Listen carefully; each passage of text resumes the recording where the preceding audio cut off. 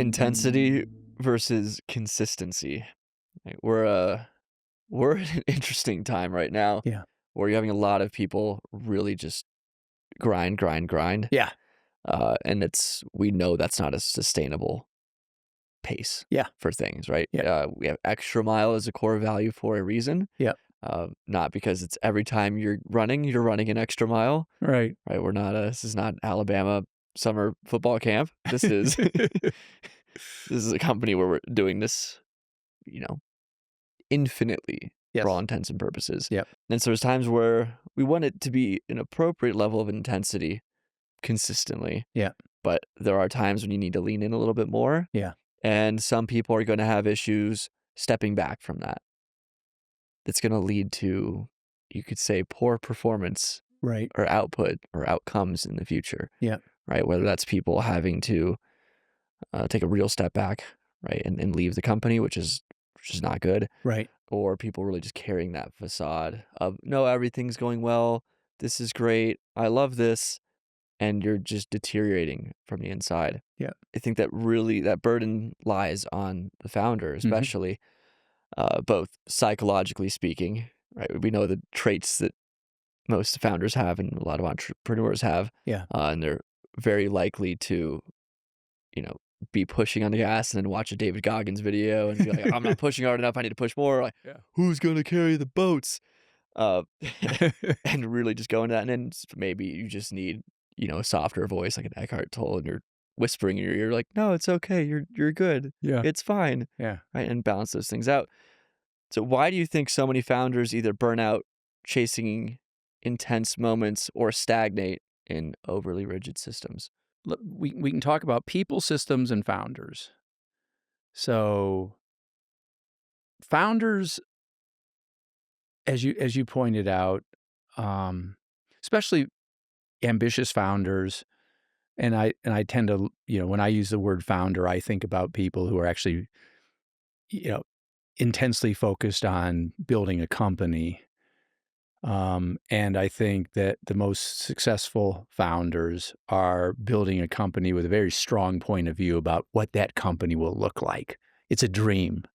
There's a separation in this sense between entrepreneurs and like serial entrepreneurs Yes. and founders. Yeah. Because if you're a serial entrepreneur, it's like, oh, we just go really hard for a year, get this thing going, sell it off. Then you can take a little break, Yeah. right? Yeah. Go in your off season and Yeah. then right hit the ground running again. Yeah. But if you're a founder and you're doing the same business, Yeah. the same project for 5+ years, like, you don't really get that seasonality. And I mean, even there's so much to unpack. But um, let's talk about, sort of those classic founders. I think, when most people think about founders, they think about the likes of a Steve Jobs or, you know, Walt Disney, or these people who, have built an enduring business that we're all aware of, right? So this sort of these founders who have a vision, and they're driven to turn that vision into reality, and and they're very intense about it. They tend to be, as we've talked about before, they tend to be competitive. They tend to be highly conscientious. Everything is, on their shoulders. They're big picture, connect the dots kind of people. They, have a vision of where the company can be, what the company would look like in 5, 10, 15, 20 years, right? And so, generally speaking, they're intense human beings with strong opinions, and and that is a hard thing to carry and be very consistent with, in terms of the impact you have on your people. And those founders, and I will put myself into not the category of being the famous guy, but the category of having a long-term vision and being conscientious and competitive and intense. There's a big up and down cycle associated with the journey. There's ups, there's downs, and what we teach and what we try to help people understand is that, you got to sit back. A great founder should be sitting back and sort of thinking about this in terms of 90, day marches. Get everybody on the same page and march 90 days, hit 90% of everything that matters, and just sort of take a very measured, long-term, if not infinite, obviously, sort of approach to turning your vision into reality. But what happens is that as the business grows and as it goes through the stages of development, as a founder, you go through these periods of time where you let things go, you bring people on, they're on the same page, and then somehow or another you find yourself no longer being on the same page, and now you become, from the perspective of lots of the employees, all of a sudden now you're overly intense, you're overly micromanaging because you're like, wait a second, things aren't going, this is not where we're not going where I wanted to go. This is not, doesn't feel like we're making progress the way I wanted to make the progress. All of a sudden, I wake up and I'm surrounded by people who kind of are on the same page as me, but maybe they're not on the same page as me, or worse, right? They're literally not on the same page as you, and they're kind of fighting things that are core to you. And so there's this up and down that takes place as you make your way through the stages of development. At least that's my experience so far, and I think I've seen it with other founders as well. And so there's this issue between consistency and intensity, and the reality is that you can become less intense if things are consistent. When things start to become inconsistent, you become more intense, right? And so I think that, as I said earlier, you got employees, you got the system, and you got the founder. And if, one of the beautiful things about a good operating system is it enables you to become better and better and better at providing frameworks and structures, and whether it's core values or the structure of the organization, or whether it's your guiding principles or your forever agreements, you know those are supposed to help you and everybody else be on the same page, so that it does feel like not too much intensity, lots of consistency, because ultimately it's those fluctuations that create the burnout, and on either the company, certain team members, or even the founder. So ultimately, what you're trying to figure out how to navigate the stages of development, staying relatively consistent, staying relatively um, intense in a healthy way, not an overly, sort of exhausting way for you and or, the people within the organization. Intensity is much more of a subjective and relative term, right? What is intense for some person might be Yeah. just an everyday mood for someone else, Yes. right?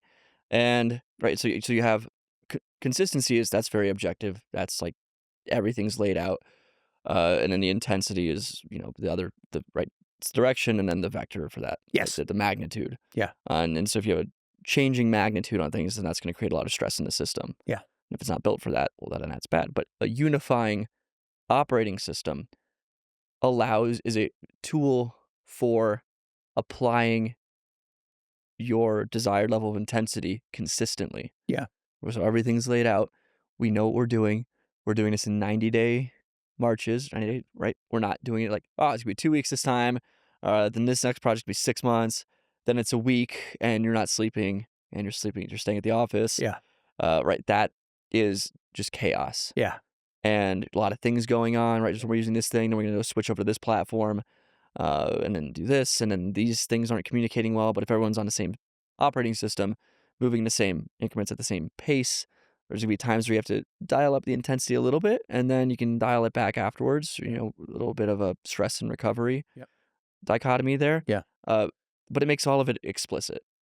Yeah. And having that explicit same page, we're doing the same thing, really concrete, defined direction allows you to be consistent, right? Yes. Now the problem is we've seen and experienced, I would say, as you said earlier, we're going through a phase right now where I feel like things are not as consistent as they should be. Things are more intense than is sustainable. We're creating a lot of new things. We We're are. we're we're the game we were playing is not the game we're going to play, Yes. and so not a lot of things are in maintenance state right now, No. and And they that's never really chaotic. are. They never sure, but even things like, okay, what systems are we using? How do we strategize this stuff? All of those, everything's in flux. What the structure of the teams look like is in flux. Yeah. So even that little bit of consistency of routine, a foundation you can fall back on when Yeah. things get a little intense. Well, that safety net isn't there anymore, Yeah. Yeah. right? And so if you're just sort of out in the open structure wise because you're in between things Yeah. and you fall, Yeah. well, the people that normally would help you bring you back up Right. Or they they're they not may there. they may not be there, or you might not have developed the relationships with those on your team so that they know before you have to say it explicitly Yeah. that, "Hey, you're not doing well right now." Yeah. And that's really hard, Yeah. but this is all in service of us trying to create the system both for us internally and eventually for our clients, uh, right? A system that really does provide that consistency at a high level. Yeah. And provides that consistency at a high level that supports hypergrowth may not be the right terminology because it seems too much, right? What's hypergrowth, right? Hypergrowth to me is probably over 100%, but significant growth rates, You right? could say capable of facilitating hypergrowth. Yes. Right, so that Yeah. when you do really you just wanna step your foot on the gas, you have a great team, everyone's working the same thing or in the same direction with the same mindset, same values, same principles, Yeah. that you can do that and it won't break, Right. right? It's like having a jet with a very strong airframe that can, sustain 10 Gs. Yeah. It's like Yeah. it should be able to do that, even though most of the time you're probably not Yeah. going to be in that Yeah. situation. Yeah. And that's the kind of the idea behind Extra Mile, right? Is that we as individuals, we as teams, we as a company are capable of sort of hitting that hyper speed, right? Without fracturing, right? That's, part of the big idea behind Extra Mile. But as you said in, the beginning of this, um, you know, you you can only sustain sort of that hyper growth rate or that extra mile. Let's just say that extra mile is not something that is forever. It's for a specific period of time. And I think, if you look at when we went into 2025, it's so funny. My brain's already in 2026. But when we went into 2025, we knew that the first three, or I hate to say the whole bloody year, right, was gonna be like an extra mile year. I think you put into 3 stages of extra mile for the first 3 quarters. Yeah. Between structural changes, the new commercial model, uh, mobile, a new way of messaging positioning, AI. AI, true, yeah, lots of Kno things, knowledge portal, knowledge portal, and then all the other integrations. yeah, integrations. Integration seems like one that's just easy to lay out there, Yeah, unless you're playing in the unless you are integrations team. creating the team. But for the whole company, it's like you're right because there's mobile, it's like, "Wow, how do we do this? We've never done something like this before. We've never really Yeah, done a launch like that."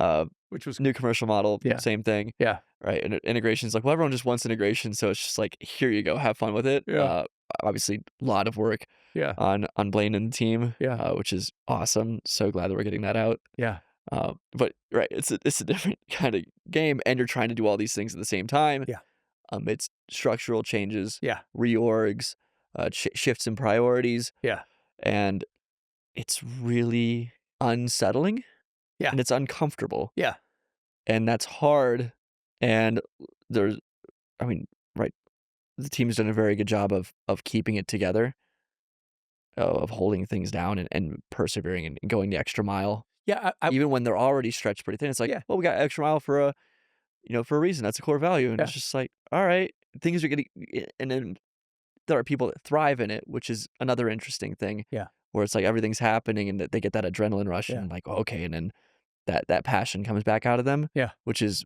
is beautiful to see in the middle of what could be considered a darker time. Right. Yeah. Because what happens, at least is what's happened for us, is, the cool thing is, I mean, and it's so hard because we're in the middle of it right now, right? But the cool thing is that, Kyle, who's Phillips, who runs the team that's responsible for mobile, um, they basically took this idea on and then within 3 quarters got it to GA, which is just extraordinary. And it's super cool. And yesterday we were in the top 100, downloads on Apple as an example. And we've got this big bet internally on how many people are going to download the thing in the first 90 days of GA. But, you look at what's been achieved this year in terms of mobile, in terms of being ready for the commercial model launch, which is next week, right? Well, And and we've been working on it for a as year. we record this, this will be released after that's Okay. launched. Yeah, yeah. So basically we've been working on it for a year. You got mobile, which you've been working on for released, which you've been working on for 3 quarters, and it was an intense schedule, but hit. Commercial model, I think we picked that date out, I wanna say at least a quarter ago, plus or minus, right? And, we're knock on wood, we're gonna hit that date. And then you look at Knowledge Portal, which went to GA, last quarter. That's a 2-year that was almost a 2-year effort, maybe even slightly longer to get that thing to GA. That's a lot of stuff. And then you got AI, which we've been working on since beginning of last year, right? And integrations. I mean, it's we'll stand back someday and see how crazy the commits were for this quarter as an Given how example. things were historically speaking, I think now we have a precedent for how we wanna evolve in the future. Yeah. But I think that, it really exposed doing all this and hitting it all. It did expose where we had um, performance gaps. It exposed where we had process issues. It exposed where we had misalignment on some core principles, right? It just exposed some stuff. And so the combination of doing all this and then having some areas where entropy had sort of done more than its fair share of service, I think that combination created a lot of intensity within the company. And then, it exposes things like that you have to address. And then when you address those things, you're changing things that were quote unquote status quo. And when you change status quo during a period of intensity, that is a doubling, if not tripling cube in terms of the way things feel. And it's right. Wanna separate status quo from something like your forever agreements, Yeah, yeah, right? Because you wanna have some sort of foundation you can rely on, during these kind of times. yep. And generally speaking, if you are a higher growth organization, status quo is not really a great It's thing. impossible.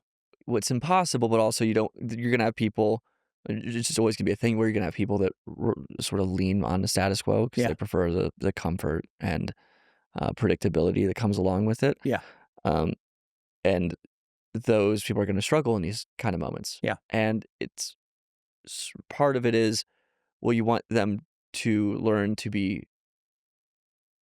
accept the discomfort yes, and use that as an opportunity to grow. You're gonna have some people that just won't do that, right. and you should know that you should be aware of that Yeah. as a thing within the company. As you were saying with forever agreements, part of the forever agreements are your core values. And so, as back to the intensity and the consistency and the founder mode, right? We've said since day one, resilience was a core value. We said since day one, extra mile was a core value. But you can have these core values and you can talk about these core values, but sometimes moments sort of expose where maybe you should have done a better job on really making sure everybody understands what these core values mean. And We went through that a few months ago, and then now we're going through a second stage of really clearly defining what the core values mean. yeah, Like, this looks like this does not mean this. right. 'Cause there's a couple in there that are a little trickier Yeah. to the uninitiated to understand. And it's human nature to lean into the words. Like if you have, let's say, extra mile, and you describe it in 2 or 3 sentences, and maybe there's 2 words in there, and we know what those words are, right? There are 2 words in there that some people over index on than extra mile, right? Yep. And we're specifically talking about work-life harmony, right? We really genuinely want to create a culture where over the long run, people really feel like their work life and their personal life are they're both good. They're both really good, right? But, some people may end up over-indexing on work-life harmony, meaning that you know, my personal life is like, my work life should never have extra mile. And I know that's not true, but because we should know better than that. But I feel like on occasion, you feel like maybe there's a little bit of over-indexing on on work-life harmony, because the idea was over the long run, it's not always. That's why extra mile is the core value, right? And I think if you really pull it apart and look at it from a, very far removed perspective, there are those moments where you really lean in and you all come together, Yeah. and it sucks, and you embrace that, Right. and you make it through that, and you create something amazing because of that, Yeah. or you resolve something that was very intense because of that. Yeah. Like, I just watched I guess it was like a comparison of the show The Pit, which is like a hospital drama thing. Yeah. I haven't Yeah. seen it, but it was comparing sort of the end of the, I guess, season or show, I'm not sure, to the Battle of Helm's Deep from Lord of the Rings, Huh. and sort of like the how to write a very compelling battle and, like, all the emotional things that happen, Yeah. and the people that that find great joy in it, the people that sort of suffer from it, like, permanently, Yeah. and all those things. Is a very interesting Yeah. video. For the most part, it's like, well, no, it was a beautiful thing that really brought meaning to life. Yeah. And there's the Freud quote that I gonna butcher, but it's like, everything is work and love and work, right? Those are the 2 pieces of Yeah. life, and you want those to serve each other. Yeah. And if your life and work are both about service and helping other people and having that real social and connection, social and ordering and making things better and helping each other as you can in your situation. If someone else on the team is more self-oriented in that, and they're like, well, I need life, I need to just do this thing for me, and that is at the expense of the other people who are more service-oriented, Right. your version of work-life harmony is not consistent with theirs. Yeah. And so, sure, you need that time to do this thing, but ideally, we want everybody on the team to be sort of working in the same directions where they're doing truly meaningful work. Um, but they're also not letting their work take over the love, the rest of their life, Yeah. right? And if you do that well, Yeah. it's really cool. Yeah. But if you just have a whole group of people that are working together and the values and the principles aren't aligned, Right. and you put in something like work-life harmony is Yeah. is a is a value, Yeah. it's really hard to hold that because the harmony has to be it's a very sensitive balance. Yeah. And there's gonna be times where you wanna lean a little bit more into here and lean a little bit more in here. Yeah. But, right, someone's gonna be suffering on one side, and you need to lean in on that extra mile. Yeah. And so it's just philosophically interesting. Yeah, and I mean, and I'm not talking about anybody in our company when I go here, but obviously, if someone is just all about themselves, right, um, and they sort of over-index on comfort versus performance, right, and they're on a team that is really set up where the weakest link is as strong as you can get, like on a, you know, on a in rowing, right? You c right? You know better than I do, right? The boat's only as fast as the slowest rower, right? Well, if you have 8 people in a boat and Yeah, one person's really fast, well, then they gotta carry I guess 8 other people, right, right? 'Cause coxswain, whatever. Like, that's not great. That yeah, doesn't really work, right, and you in some situations, you'd be better off just having the person row an obnoxiously large boat by themselves, right, and then have sandwiches in the rest of the seats. and then yeah, and with the sandwiches. But I if you have a right, like, a sequence of things Yeah, and yeah, I don't know if sailing probably if you're sailing a larger ship, right, and somebody doesn't do something yeah, that's like, well, that could be catastrophic, right? yeah, You look at the America's Cup yeah, boats. yeah, It's like, yeah, well, if you get, like, 2 people fall off the boat, yeah, it's like, that's not gonna be very good, right? yeah, Because it's already really lean and mean, and when somebody falls off, it's like, "Oh, well, shoot." yeah, And obviously, they're capable of figuring that out, but right, it's, that's I think it's a better example because it's very high performance, a lot yeah, of things going on, yeah, different moving parts, people doing different things versus rowing, it's like everyone kinda doing the same stuff. yeah, Uh, but if you have a sequence process and somebody falls short in that and it creates a bottleneck, yeah, well, okay, so we have a whole thing that's gonna get done in 2 days, right, and you're like, "Well, I need a week to do it." It's like, well, you just on your own right, made it, what, 3x, right. 4x times Well, as and long. and then go back to and then let's just say for sake of I'm not taught about anybody in our company No, because just right, theoreticals. I just wanna say that multiple times because it's genuinely true. But if you have that self-oriented person whose over indexes on comfort, and then not only are they late on delivery, but what they deliver is completely inconsistent with what's needed, right? I mean, the whole team is going to get demoralized, right? Then your work was for nothing because of one piece. Right. And so and then so that's the obvious really anybody can hopefully feel that when we talk about this, right? And then you go from being self-oriented to team-oriented. And personally, I think this is an issue that you see much more consistently. I see it as a coach, I see it as a founder. You see I'm all about my team, not all about myself, but I'm all about my team. But then just like that self individual ultimately created problems for the team, you have teams that end up creating problems for the company because they're team oriented and not company oriented. And now that same dynamic takes place, only this time the team didn't perform and the rest of the company was waiting for the team, right? There's a self versus right, 'cause I think there's a evolution, ego, and bias awareness here, right? Yeah. But there's a self versus others mentality, and then there's a self for others mentality. Yeah.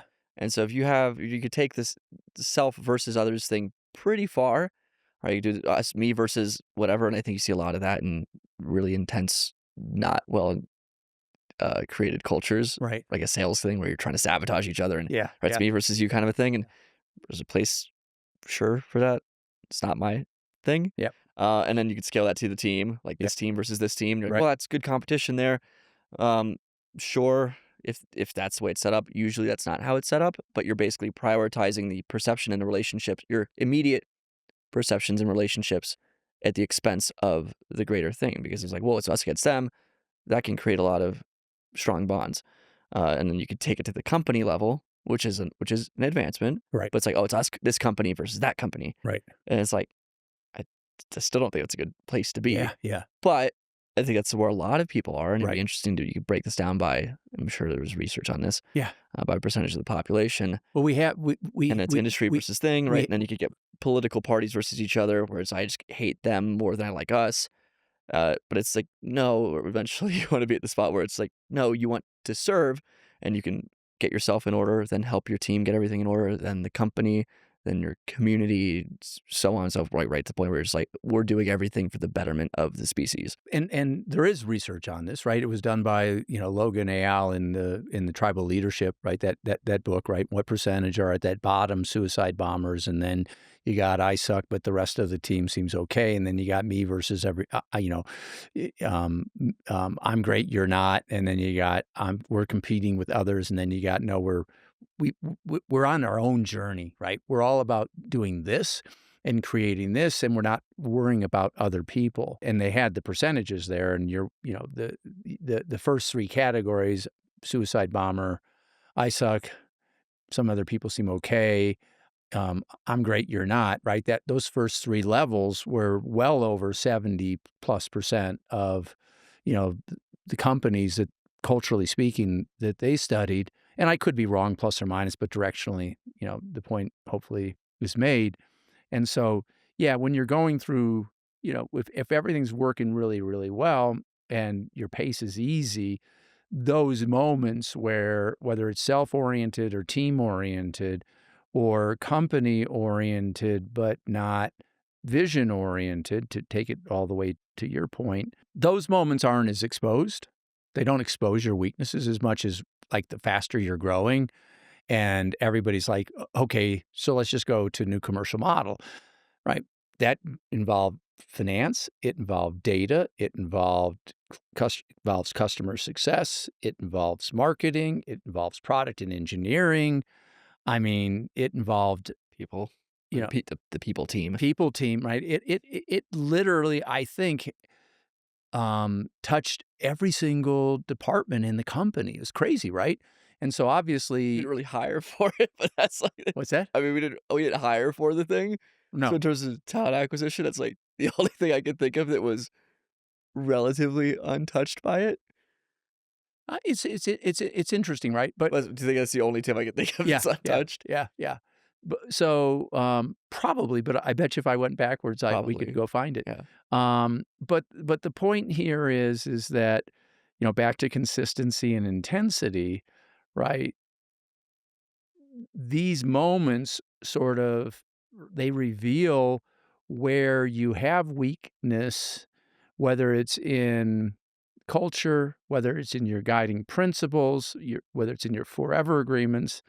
They just expose you. Those are moments, right, where things do become intense. And now back to the I think the bigger part of the podcast, which is you cannot sustain the level of intensity you can't, if you think about on a scale of 1 to 10, I've always said that I like people to be in the sort of the 7 to 8 range in terms of like challenge, level of challenge, right? But we're over 8 without question right now, right? And so that's just not sustainable over the long run. So you need to dial it back. But sometimes, like I said, whether it's a 3-quarter or a full 4-quarter level, intensity game this year, um, the first three quarters are pretty bloody intense. And so as a founder, right, you can look back and maybe I'll look back in 3 months, 6 months, 9 months, 12 months and go, you know, that was really stupid, or that was amazing that we made it through without major scars, or, that was amazing. And now I have these scars to show.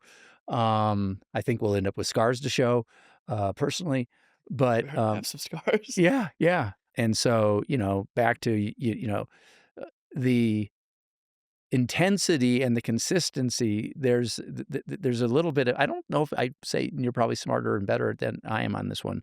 It's not quite yin yang, right? But I think they're stronger you are different on, components of the same thing. yeah, the stronger you are on consistency, the more capable I think you are in enduring occasional intensity. Well, it's like if you view it as a fitness thing, Yeah, right? I think the intensity for one is a hermetic, right, temporary but beneficial stressor when applied appropriately.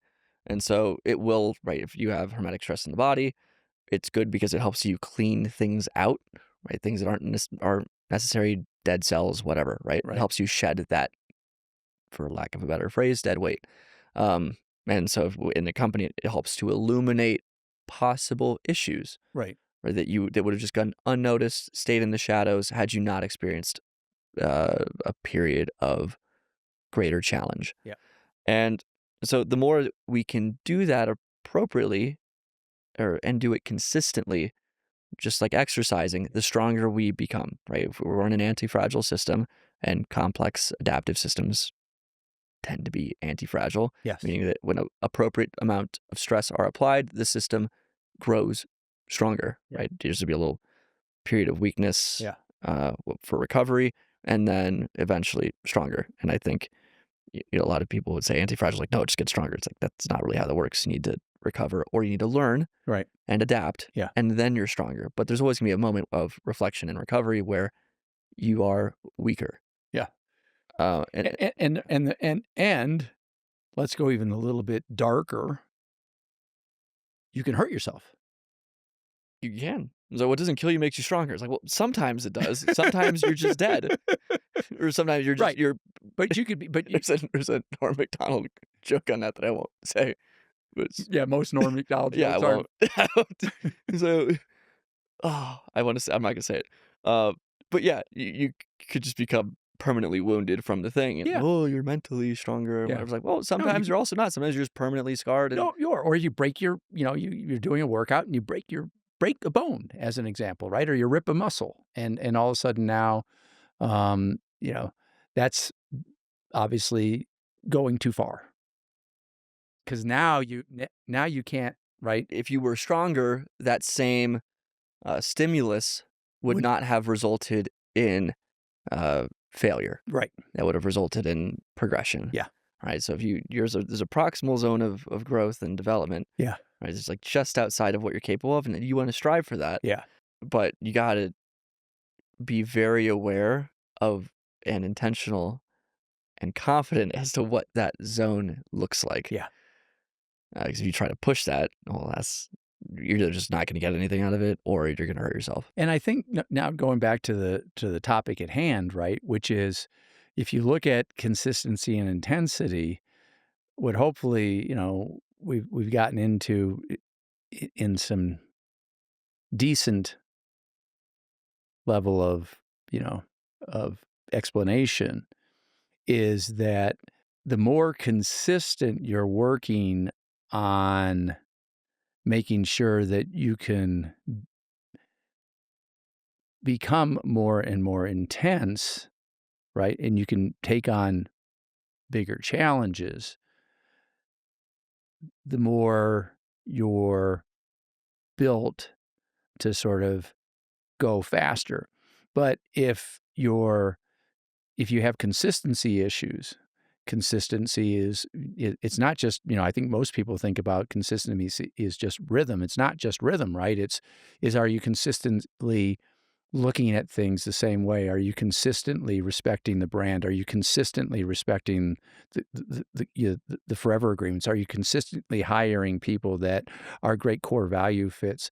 Are you consistently looking at all of your all of your gauges on your dashboard to make sure everything's right? Are you consistently sort of doing the things that you need to do in order to be going faster and faster and become bigger and stronger, right? That is a part of this when we talk about consistency. It's not just consistency in, every week we have a meeting, right? There's a lot more things that go into quote unquote consistency. So back to operating systems, right? They are there to help you become more and more consistent so that you can take on bigger, better, stronger challenges as an organization. And so being aware of how you're doing in terms of consistency is super important. And then ultimately, I think some of the intensity things, especially from a founder's perspective, go up and down more than they should because you're dealing with consistency issues. And so if you're dealing with consistency issues and you're trying to go fast when you have these consistency issues, it's not just a grind, right? For you, there's no question other people are feeling the the pain, right, associated with grinding through things when the reality is the reason we're grinding is because we're actually not as consistent as we think we are. We're not really all on the same page in terms of certain things, right? Some people are over-indexing on some things. Some people are over-indexing on other things. Some people worry about things. Some things are more important than others. And you just got this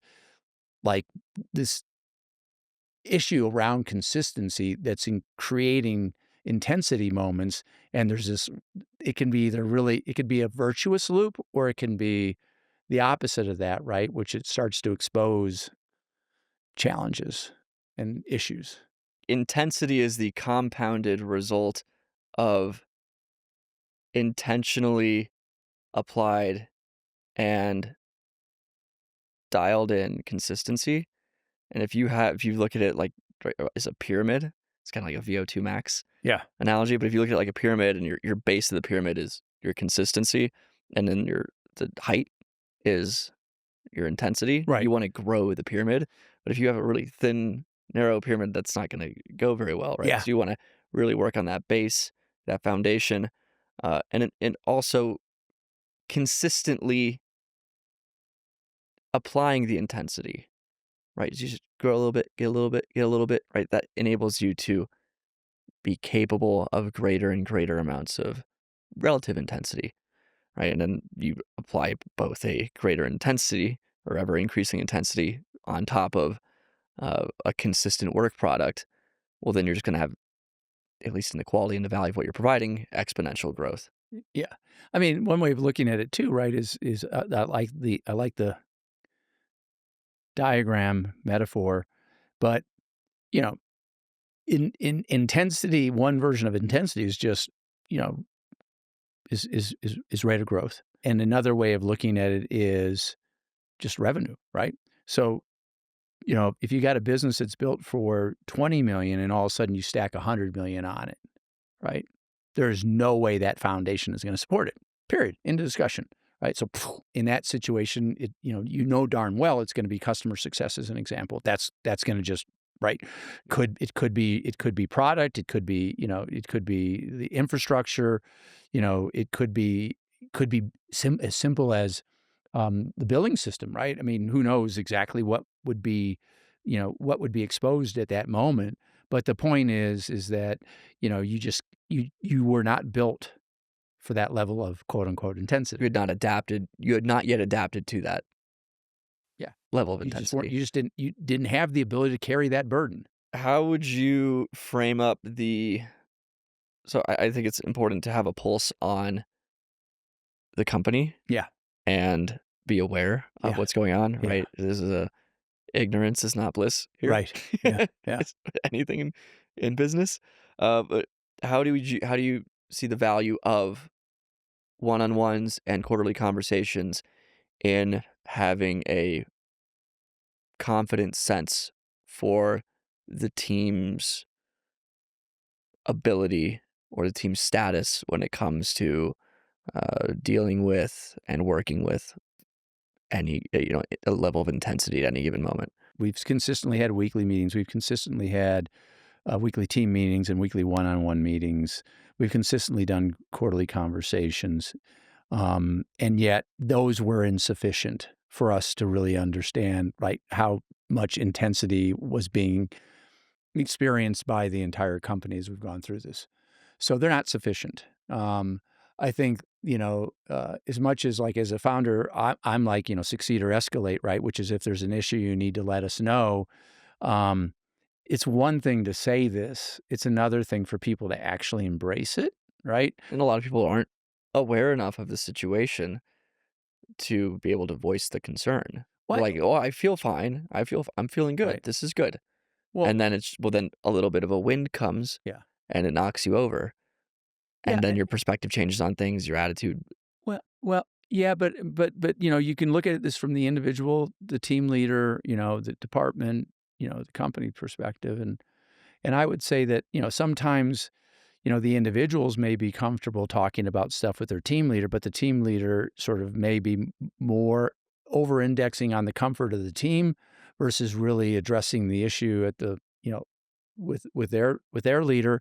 And so, there's a host of reasons, why you end up going, well, wait a second, right? This is a lot more, feels like there's a lot more intensity than, And if you try to felt like you feel like you're going through the moment with more cultural health than you actually are, because once again, back to, maybe you don't have all the gauges that you wish you had.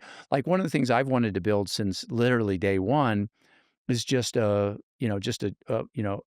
weekly pulsometer that you send out to everybody, and it's like smiley, and I go back. I forget what the company is, but there's a company that does this. Yeah, yeah, and it's simple. Literally smiley face, like, "How we feeling, guys?" And Yeah. then it's like, Yeah, it's and, literally smiley face, frowny face. it's simple, maybe it's a frowny face, it's a grumbly face, right, or a neutral face and a smiley face and a super happy face, right, whatever.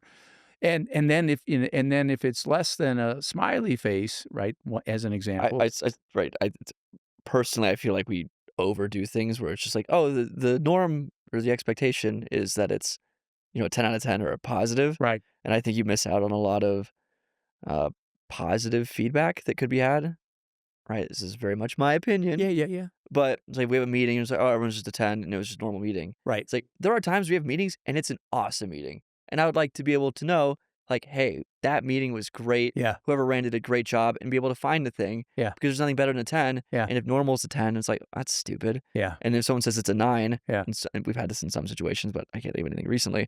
It's like, "Why is it a 9?" And it's like, you should be able to say it's a 9." yeah, And I'm thinking of Audra right now because she's very honest in how she rates things, and yeah, I love that. yeah, Uh, so, and I think there's also an element in quarterly conversations where, right, you're missing a little bit of that room yeah, where it's like, yeah, if something's a 4 out of 5, like, as you said, you're feeling a 7 out of 10 yeah, something, right? yeah, Like, that's pretty good, yeah, right? We don't, yeah, there's times where it's like, we wanna be really good, and then something strays from that, and when the expectation and the norm is to have something be a 10 out of 10 or a 5 out of 5 or a 3 out of 3 if we're right. using Yeah, the more qualitative stuff, yeah, and you diverge from that, well, then there's a sort of a stigma around that yeah, in a way, yeah, and so you don't really wanna do that, yeah, and so I just think it's less transparent, is at least how we practice it, yeah. than it maybe should be. We literally had this conversation yesterday. This conversation we're having right now, I had it with a bunch of the SMEs, and so we all acknowledge that like the system that we have could be stronger, give us better signal to noise ratio, and going back to the point here, the point is that even with weeklies and quarterly discussions, my belief perspective is that our current systems as done, and we've been saying we need to upgrade them for a while in terms of like what you're talking about, were insufficient, are insufficient in terms of having really good signal to noise ratio, right? And part of it's culture, part of it's systems, right? Well, Um, and the systems in how they get used, right, not how they were intended to be used, yeah, they're only as good as the culture, right? yeah, So if you have the great system and the culture's like, "No, everything's great, it's all fine," thinking that meme with the dog and there's, like, fire, SpongeBob thing, right? Or there's the house is on fire, and it's just sitting there like, "Everything's fine, I am fine, this is great," right? And it's like, you could tell yourself that, and yeah, that's the culture where you just kinda hide everything, yeah, and just like, "Well, if I say I'm fine, then everyone thinks I'm doing well, and that's good," and it's yeah, like, it's kinda like a Black Mirror episode, yeah, but a lot of people will prioritize the perception of things, yeah, and it's like, if I tell myself it's good, it's good, and it's like, right, that's sure, you should probably get off TikTok for a little bit. yeah, And so, right, the system can be great, but yeah, it's only as good as how it's used. Same thing with we have a lot of, I'd say heuristics that make sense in how they were intended, yeah. but in how they're viewed and put into practice are actually not good. Right. I mean, I think we've talked about this before, right? But it's like you stand back and you look at, we talked about earlier, work life harmony may not be serving us as well as we wanted it to be, right? So you got to talk about that. And then truthful, specific and positive versus like truthful, specific and constructive, maybe over indexing on the word positive versus, constructive would be more useful. So back to heuristics, right? You know, we're doing, we're trying to do all the things that we can to create an organization that can build that we envision building and grow at the pace that we want to grow. But, it's interesting, growing at 100% when you're small versus growing at 100% when you've got, 150 people. Those are stages. They're just very different, and that served you well, those heuristics, those tools, those frameworks that served you well, in stage 3 all of a sudden you're like, they're not serving us so well in stage 4. Well, you can't explain it to everybody. You're not having regular interactions with people to reinforce what you meant by the heuristic, Yeah, yeah, right? So it's up to their interpretation, and yeah, some things are gonna have possibly bad interpretations. yeah, Um, so to close out, yeah, if you had to just give one piece of advice to a founder stuck in grind mode, yeah. what would it be? Um, Look at your systems, right? Look at, look at your forever agreements. Um, Look at your principles.